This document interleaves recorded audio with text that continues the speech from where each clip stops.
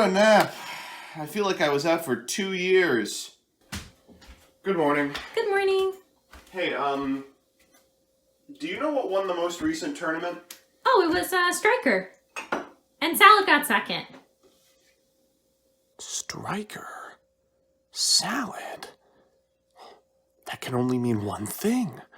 It's 2019! I can warn them! Australia! Somali! The Murder Hornets! You don't have to worry about that one. COVID! Wait, there's still time! Should we tell him? Nah. Good afternoon, Jank enthusiasts. I'm MBT, and I can't do this anymore. I'm pretty sure at this point this is my purgatory, that I'm locked in here as a divine punishment for saying that Brandish Maidens were unplayable in 2017. Anyway, for about the 9th time on this channel, here's Sky Striker. If I had to rate this deck's viability, I'd put it around Magical Musketeers. So here's the list. I'm gonna be honest with you, Rebecca foisted this one on me. I don't think there's anything I'd realistically change, though. Maybe my high school trajectory so I don't end up here. As always, I'll give you a background about the archetype, a little bit of a discussion about what I hope the deck can do, and of course, the card by card. But first, this video is sponsored by Yu-Gi-Oh! Pro Deck. You may have seen every single person with a YouTube channel and a cursory knowledge of Yu-Gi-Oh! Doing a progression series. Well, Yu-Gi-Oh! Pro Deck is the pack opening tool they're using. It's got a deck builder, card database, and a wealth of strategy articles. It's also where I post the Chalice Slime monthly deck breakdowns, so give it a look at www.ygoprodeck.com. So with that, let's slide into Sky Striker. Sky Striker is less of a deck and more of a lifestyle. While it's only been legal for about 3 years, it feels like it's existed since the time of ancient pharaohs. In fact, in the stone tablets of Atem's kingdom, you can find "fuck engage" chiseled into the rock. This feeling of omnipresence is due to its popularity. Striker was one of the best decks for one of the longest periods of any Yu-Gi-Oh! Archetype ever, meta and top tier from its release in 2018 until its flagship card, Sky Striker Mobilize Engage, was banned a few years later. Striker is most remembered for TOS format, standing for Thunder, Orchest, Sky Striker, and Salaman-Great, but this build was topping back when Salaman-Great was just Salaman Average. Sky Striker began its life as a supplementary engine in Trickstar during the 2018 WCQ season, occasionally paired with Mech Knights.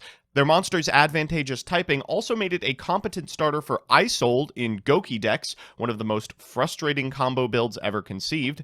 In July and September of that year, Pure Sky Striker became the dominant form of the deck and remained so for the next year by using Floodgates to compete.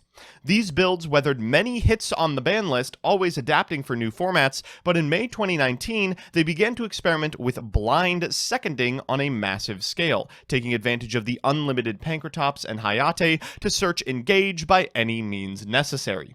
In December of 2019, people started playing Card of Demise in Sky Striker, following the limit of Kagari, and in January of 2020, Striker once again made a splash as a supplementary engine, this time in Orchest.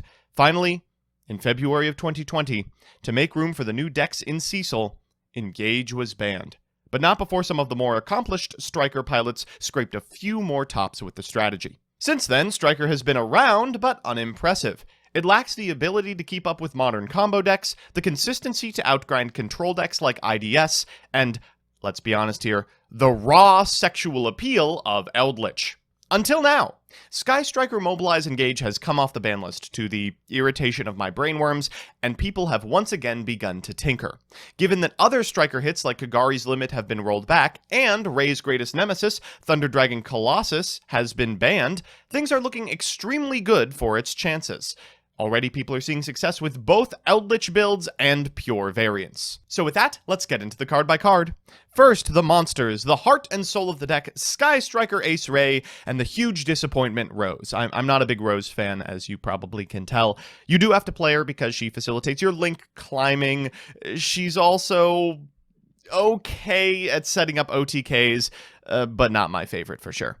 For hand traps, we're on 3 copies of Ash Blossom and Joyous Spring, 3 copies of Gamma and 1 Driver, 3 Droll, and an Effect Veiler. Seems weird, but this is a tuner and a spellcaster, meaning if you make Hauka Fibrax, you can summon Veiler, go into Selene, summon Veiler, and go into Access Code Talker. If your opponent pitches an Ash, and you have a Shark Cannon, you may have just won the game. For spells, we're on 3 Pot of Desires, 3 Dark Ruler No More, an Upstart Goblin, a Terraforming, and a Reinforcement of the Army. These are obviously very powerful independent cards, but also they help you hit that fabled 3-spell threshold. The first of our Sky Striker spells is Shark Cannon. Ask any Eldritch pilot how good Banishing is, and they will swear by Hakero. This is similarly strong. What's more, if you've hit the threshold, it allows you to special summon a monster from your opponent's graveyard. Widow Anchor negates a monster's effects, and if you've hit the threshold, it also allows you to take the monster.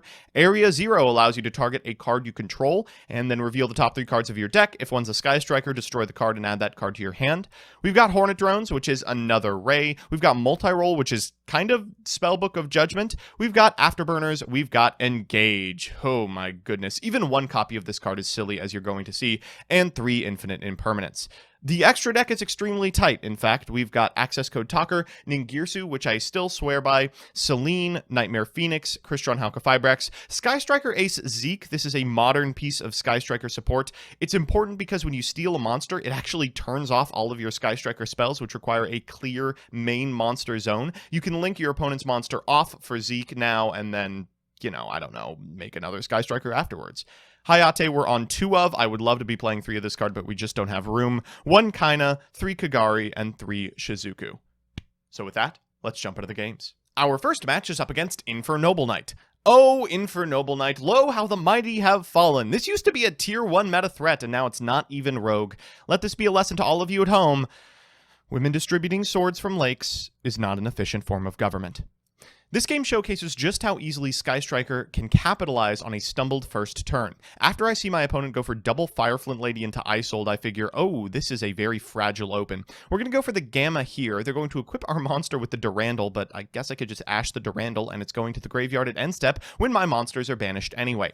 We have a starter, so that's functionally the end of the game. We're going to begin with a copy of Hornet Drones to go into a token, into a Hayate. We'll attack directly and send what else? A copy of Sky Striker Mobilize Engage. We'll add that back to the hand with the Kagari at 3, by the way, and then fire off the Engage in order to get ourselves a copy of Multi-Roll. We'll activate Multi-Roll, set 2, and go for Shizuku. Let me reintroduce you to the Shizuku Shuffle. If you resolve the effect of Shizuku and then activate a quick play spell, afterwards you can resolve the effect of Multi-Roll to set the same spell you just activated. Our opponent's going to go for a Reynad and equip it with a Divine Sword Phoenix Blade, sending it to the grave so they can banish some cards with the Divine Sword Phoenix Blade and then DDR back the Isold. That's a cute little effect. Unfortunately, we have an infip, so sorry. They'll pass back to us, and this is the end of the game. We draw a Rose, we'll go into a Kagari, we'll trigger the Kagari in order to get back the Engage. I just love that we can do this every turn. Engage for a copy of Area 0, we'll activate the effect of Area 0, targeting our set card, and then change Shark Cannon to take this copy of Reynad out of our opponent's graveyard. We find a Widow Anchor, which technically is a Sky Striker spell, but I was hoping for one I didn't already have. We've got a couple of negates, we've got a Shizuku. I'm not particularly concerned about this one. We'll set 2 cards with this copy of Multi-Roll at the end step, then resolve Shizuku for an Afterburners, and dare our opponent to do anything. They're going to set 1 card and pass, and that should be the end of the game. Ooh, a Dark Ruler No More right on time. We're going to go for a Widow Anchor here to clear a zone, then go for Kagari so we can get back this copy of Engage. We'll trigger the effect of Multi-Roll, popping this copy of Area 0, and getting a copy of Ray from deck. From here, we can activate the effect of Rose, and normal summon an Effect Veiler to make a Halka-Fibrex. Because we drew the Effect Veiler, we can't do the full combo, but we can still make an Access Code Talker and activate its effect in order to pop our opponent's last remaining monster. From here, we can go to the battle phase and get in for lethal. Our second match is up against Eldritch, and ugh! Jesus, look at this hand. Driver, Veiler, Dark Ruler versus the control deck. Our opponent's got Cursed Eldland and Ecclesia. This is going to be a hard road to toe. They're going to begin with a copy of Cursed Eldland. They'll trigger the effect in order to grab a Conquistador. They're going to normal summon an Ecclesia. We will Veiler here, but unfortunately for us, they've already drawn the punishment. They're going to set 3 and pass. Oh, that might work. Okay, we normal summon Ray. They're going to activate Conquistador and Scarlet Sanguine. Do not activate these in the same chain, people. It means if I have an Ash Blossom, it's a huge punish. We're going to go for Hayate. They're going to have to punishment here. They send an Entis, which seems strange. We'll use Ray's effect and then go into Kaina. We're going to Kaina our opponent's monster. I'm just trying to survive here because if I'm allowed to get to my next turn, this Engage might propel me to victory. We'll pass back to our opponent who draws an Ash Blossom. They'll go for a Scarlet Sanguine in order to set another Conquistador, then Eldritch for the 3rd Conquistador. Wow. They're going to Eldritch Eldritch pitching the Conquistador, we change Shark Cannon. What an absolute punish, banishing the Eldritch, and they end their turn. They'll activate Conch to get a copy of Scarlet Sanguine, and let's get off to the races here. Ooh, that's a sick draw. We're going to begin with a copy of Dark Ruler and follow it up with a Pot of Desires. They Ash. I mean, nothing really good to Ash here. Before we get to activate Engage, and because we just activated those 2 spells, we get 2 of them. So we're going to activate the effect of Engage. They're going to activate the effect of Conquistador, I think hoping to resolve this copy of Scarlet Sanguine before we maybe draw an Ash, which we do. So, you know, heads up play. We're going to go for the Engage here and then fire off an Area 0. At this point, I'm just getting greedy, targeting this card that I added off of Engage, and we do find a Sky Striker, but unfortunately it's a monster. So without any further extension, we're going to have to go for a Shizuku and end our turn. Now, in that banished pile is the multi-roll, which means we're going to have to play this a little differently than we would otherwise, but I'm still feeling pretty confident from this position. They're going to activate Extravagance. They drew off the top, but we did draw an Ash Blossom over the course of our turn. They're going to go for the attack on this copy of Eldritch, but I just float back into the Ray. Why is this allowed? We'll trigger the effect of Ray at end step, not going for Shizuku, but in fact Kagari, because we already have this copy of Engage in the grave. I want to keep drawing. We're going to lead with this copy of Engage, and I think this is the end of the game. From here, we can activate Area 0, finding off the top. Just a Rose. That's fine. We'll go into Hayate, trigger the effect of Rose, chain the effect of Widow Anchor, chain the effect of Shark Cannon. Of course, we need a clear MMZ, which means we have to do it all in the same chain, but no big deal. We'll go into Halka-Fibrax. We've already used our effect Veiler, but we still do have a Gamma in deck, so we can still make access code Talker, and this is lethal. So it's time for game 3, and you know what that means, a best of 3 versus meta. Our opponent's playing Virtual World, and I thought this would be a fun match to showcase. Virtual World might not be the tier 0 meta threat that it was a couple of formats ago, but it's still good. A lot of the combos need to be labbed out, but I gotta do something to break up the monotony of dinosaur games. What's more, it also has a pretty favorable matchup against Sky Striker, I'm convinced. Things like Shen Shen are a real problem for a deck that wants to recycle spells from the grave. They're gonna go for a Lulu and a Lili. This does not look like a good opener. They're going to activate Lulu, targeting Lulu, sending a Chuche and getting a Kaloon, activating Chuche to increase its level by 3. Actually, maybe it was a fine open. They're going to go for a Zulkin into a Crystal Wing Synchro Dragon. We're going to have to contend with that and Chuche, but I think we can probably do it. ZC, what are they still extending? Why would you still be... What the fuck? What the fuck? Okay, I changed my mind. This is completely based. 6th card, Droll and Lockbird, of course. We do draw into a Dark Ruler no more, which means we can go for a Kaina here. We're going to go for a Hayate as well, just trying to bait out this Chuche, but they are going to activate it in the battle phase, which means this Kaina is going to the graveyard. We do get to bring back our Ray, and we're going to be able to, at end step, go into a Shizuku activation to get an Engage to hand, but... this is going to be rough. Now, our opponent is under Kaliga, so I'm pretty sure we're not going to actually have to contend with anything too powerful this turn. I mean, what... They Qinglong their Kaliga to turn it off on their own turn. All right, this list is actually extremely cool. They're going to negate the effect of the Ray in the graveyard with the Crystal Wing Synchro Dragon, then activate the effect of Chuche in grave just to get the material necessary to fire the Chuche on their turn. We're going to upstart Goblin. We're going to then go for a Hornet Drones, which we can trigger the effect of Rose into. They're going to activate Crystal Wing Synchro Dragon, and I go into Hayate, Droll, and Lockbird, Zeke, and then realize I don't have any monster effect activations left, and I can't banish the Shen Shen to keep my Engage life. God dang it.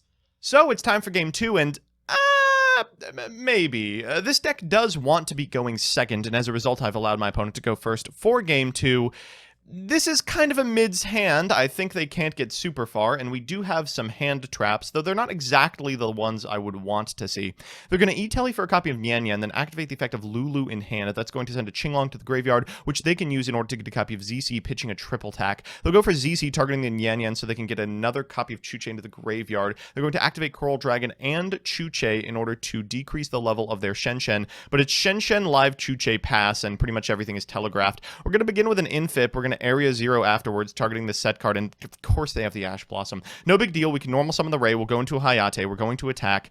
That's going to prompt the Infinite Impermanence. That's really sucky. I was hoping that that would prompt the Chuche. We'll go into a Shizuku and go to the end step. We'll trigger the effect of the Shizuku and get ourselves a copy of Engage for next turn. I think we are likely to live.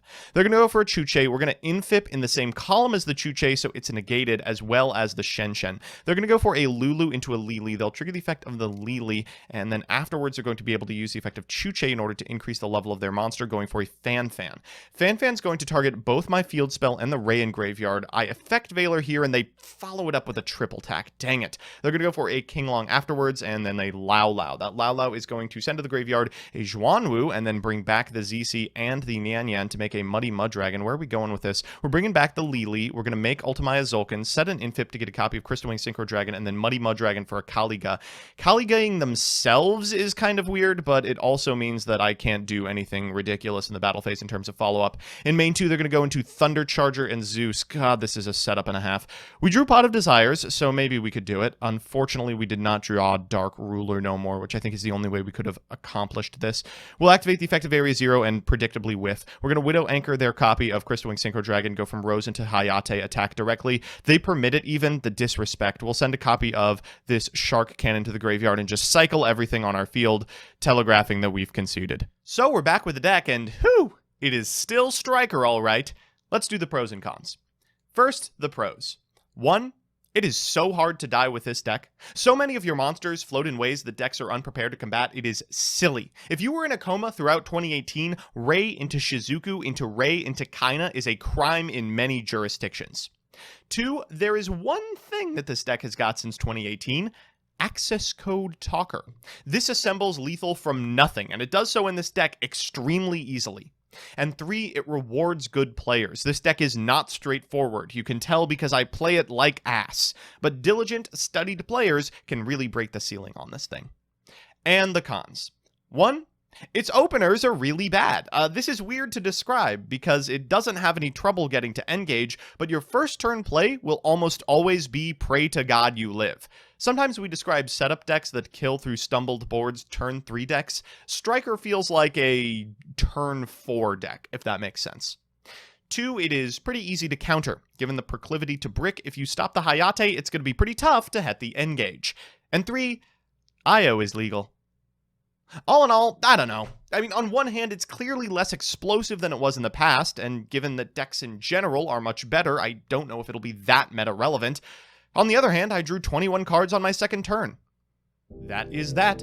As always, thanks to my patrons Dominic Ernst, Hakuo, AGBYGO, Alex Perea, BB Poison, Blue Fanfiction Inc., Brandon Green, Chibi Gohan, Connor Kid, Crispy, Dimsum05, Dubs Rewatcher, Frosty, Jack Sack PhD, King Magic Ruler, Night Mary, Kylie Denton, Major Rusty, Matt, Mike Carlotti, Rocky Hernandez, Rose Lapine, Sarah Rutledge, Sean Alling Jr., Space Condor, Space Dandy 1993, Adam Trevino, Adrian Bra, Afro Ninja 123, Alex Dominguez, Alfred Hendricks, Amaranta V, Andrew Benson, Andrew Ferruia, Andrew Horseman, Apex TCG, Ballin Stalin, Based Madoka, Billy Williams, Blackacre, Blake Root, Bleh, Brendan Keys, Breaker the Outrage, Candide, Captain Breadbeard, Chad Bortz, Chad Weatherington, Chase Smith, Torps Away, CJ Alex, Cole Schulian, Colin Gustafson, Control for the Win, Crystal Red Fox, Daffy Deathclock, Dan the Man Hoban, Danny Guadalupe, Darcy Tevz, Dive Missile, Dogma, Doug Parslow, Dr. Batman, Dying Eyes, Dylan Charles Appleton, Distrin, Eileen Sappho, Emperor Stove, Ernesto Ibarra, Fighting Fangwong, Fisker Whiskers, FUTR, Game of Wolf, Gavin K, Hank Cheesecake, Helios the Helios, Haroof, How to Lose, Jose Mina, Incredibly Slow, Isaac Jackson, Jane Linya, Jason Leonard, Jay Gordon, Jeff Leonard, Jesse Cox, Jonathan Wallace, Jupe, Jose Luis Cortez, Joy Orjon, Julia Chulian, Callie,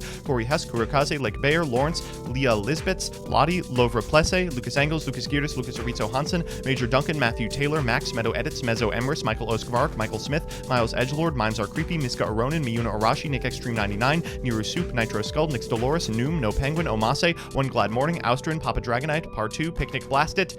Please don't ban LP. How'd that work out for you, buddy? Precise Bike 13, Pro FP2, Riley Malo, Sam Pinney, Sapphic Ashley, Scrafted, Sean Deal, Sean Flynn, Sandoria, Serafine, Shy, Standards Objective, Swinkles, Tate Rosencutter, The Carl Moxley, The Saucy Pickle, This Machine 237, Thought Auditor, Why Am I Here, Yordle Hihu, Yuri's Best, and Yukie. If you like what you see, please consider subscribing. And if you want to be part of the process, consider following me on Twitch as well. See you next time.